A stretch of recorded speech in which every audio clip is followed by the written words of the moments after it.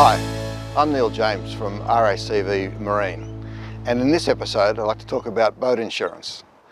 We all know we need boat insurance, but it's not until we need to make a claim that we really appreciate it and often sit down to work out what we're covered for.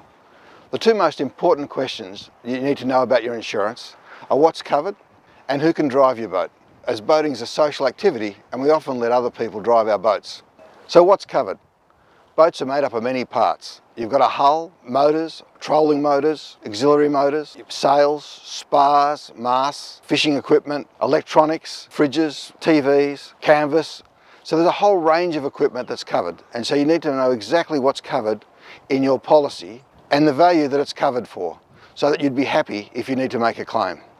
And it's also important to remember that we often buy boats and then sometime later we can spend thousands of dollars upgrading our canvas or our electronics.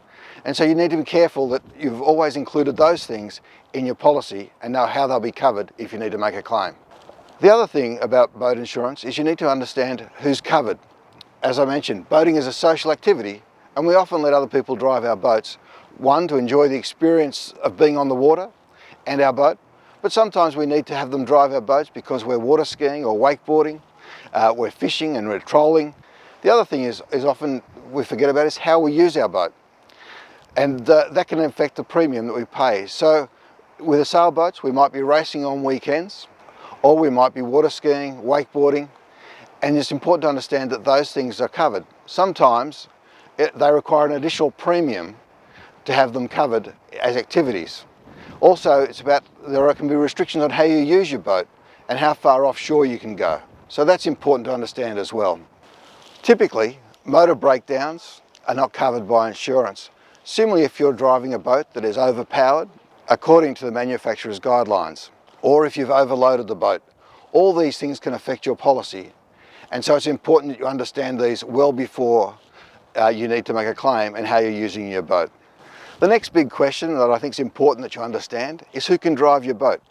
We at the RACV and most insurance companies require the driver to be licensed, as well as if they're driving your car and backing your boat into the water, they need to have a valid driver's license. They need to be alcohol and drug free.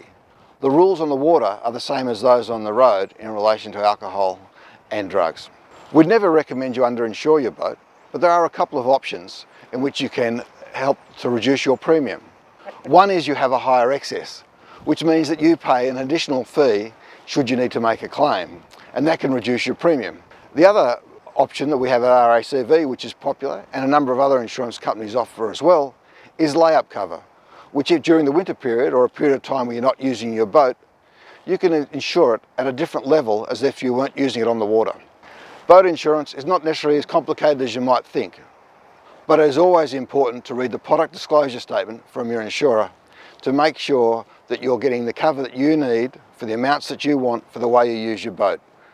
At RACV, our product disclosure statement is available on our website. And as we finish, remember, life is better with a boat.